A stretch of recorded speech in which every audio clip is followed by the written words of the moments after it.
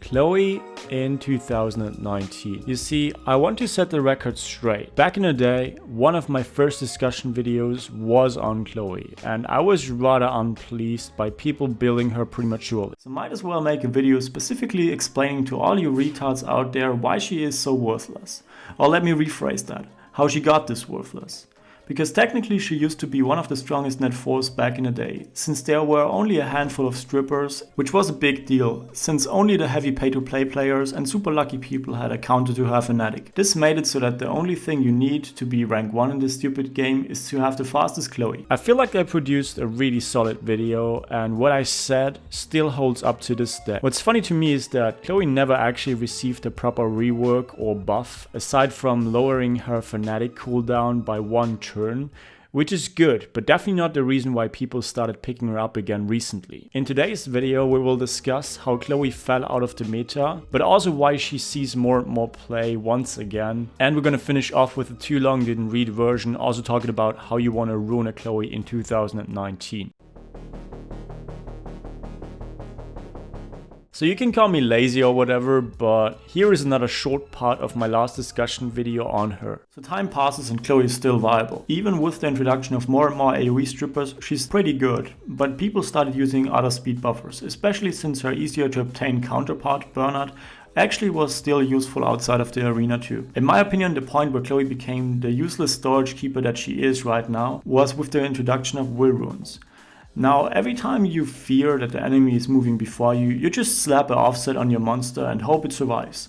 Just kidding, of course it will survive. The longer the game is out, the better your runes become, which makes it so that you really do not need the invincibility to survive the initial burst in most cases. So to summarize again, she wasn't really the best in slot speed buffer in the game that worked against 90% of people's arena defenses like she used to be. Plus the will rune meta just came out of nowhere and gave her a real run for her money. Combine that with the fact that Guild War was introduced and most of the S tier picks didn't really have a lot of synergy with her, and also the fact that Wusa was pretty much just a straight upgrade to her in most of the teams that you could run a Chloe in, kind of made her outdated in 2017 and far throughout 2018. I feel like this is the first time where a monster in my discussion videos fell out of the meta and then got back into it.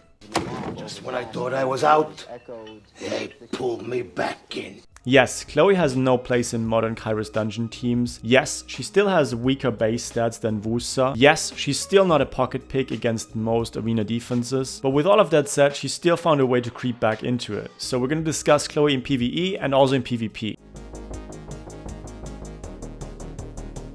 Chloe in PvE used to be frowned upon, but it turns out that the synergy with Katarina is what put her back into the spotlight for most PvE scenarios. She transitioned from being totally useless to being part of one of the best in slot R5 teams, plus also being really strong for the Water Labyrinth boss. In addition to that, there is a shift in boss fight mechanics to not really factor in speed. So there is a huge possibility that Chloe will continue to be good in the future, with Comtuous releasing more and more PvE content as the game progresses, since Chloe's third skill works very well with slow, hard-hitting nukers. And while we're at it, let's just quickly discuss the Water Horrors versus Chloe in this segment, since I feel like a lot of people wrote Chloe off completely when he was introduced, since technically he reduces the stat requirements of a Katarina by quite a bit with the attack buff and also the crit rate buff. And he pretty much does the same thing if you manual something, but especially in R5, you're gonna have a hard time. And let's say you got a second rotation of your Katarina's sort of discharge up, chances are that Quellswolf is actually not gonna focus her first. Let's say you got a unit with rather low HP, he's gonna put that on that unit over Katarina, which is gonna reduce the damage output by a ton. And also when it comes to Labyrinth, I find it really hard to believe that people actually use him over Chloe, since from most situations you do also kind of require the immunity. That's definitely also a reason why Chloe is so good in those sort of situations, even to the point where you're using a fire unit in a water boss fight.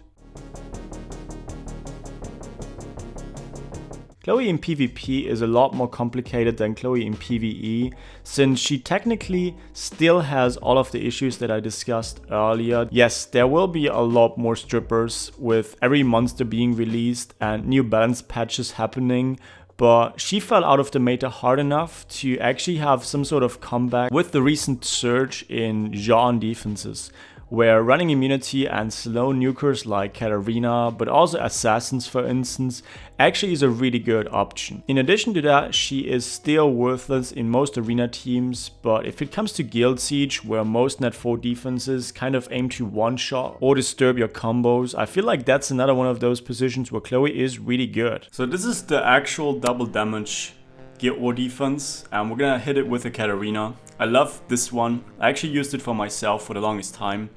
We're just gonna try and hit it. I chose to go for Fran over Kali, even though normally I go for Kali. Simply because I just kind of want to make sure that my Katarina doesn't get stripped by the Ela draw. But let's just see if that's actually gonna be the case. So far the Theomars is focused. Yeah, and that's why I chose to go for Fran. You guys just saw that. That was pretty cool. Alright, let's go for the Sword of Discharge and just hope that we either kill the Jean or the Ela draw. I really hope that we finish off Ela draw.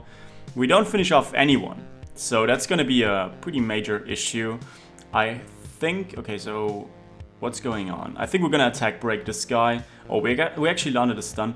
I hope that the Jean is gonna... Okay, she used immunity on the Ela draw. That's pretty bad actually, but I think at the end of the day we should be fine. The thing is, if we get Ela draw to revive right now, he's not going to waste any HP, but at the same time it's not such a big deal, I think. So we're gonna kill the Theomars. Oh, I think I could have first skilled him, since Theomars usually has very low defense. But I mean, okay, whatever. Let's go for the first skill. So the thing is, I'm not sure if the Jean has her third skill up again. I think there's like one more turn cooldown on it. And I really want to make sure that Theomars doesn't do too much damage. So we're gonna attack break him. Hopefully we landed that.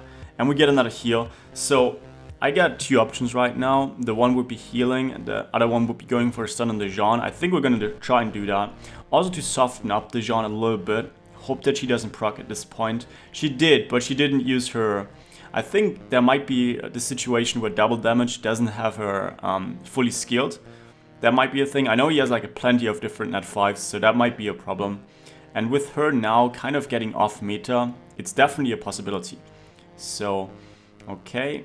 That's going on. How much cooldown does my... Okay, so I just kind of had to take a moment because that shit fucking tilts me so hard. Like, he procced like every fucking turn. We didn't have any chance. It's so obnoxious. But anyways, Divine Shield, yeah, whatever. Like, look at those procs. Like, what the fuck?